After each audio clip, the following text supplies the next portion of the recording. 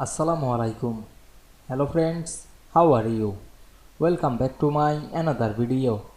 In this video, I am going to show you how to remove space between bullet and text in Microsoft PowerPoint. Let's get started.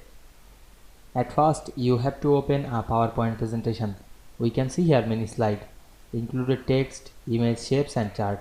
Now we can see here a bulleted list, and this list include the space between text and bullet. Now we want to remove or decrease the space. At first, click inside the text box, then select the all text. Click and drag on your mouse, otherwise you can select using the keyboard shortcut key. Press Ctrl A on your keyboard, then go to the view menu and enable the ruler option. Check mark the ruler and we can see here show the ruler, and we can see here the indent. Now we select the hanging indent and move this. Now we can see we remove the space very easily.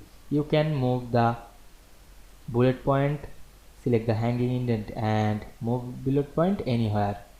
Otherwise you can increase the space, select this indent and increase the space. You can decrease this using this same process. Now we can see we remove the space between text and bullet point very easily. I hope you enjoyed the video. Please like, comment, share and subscribe my channel.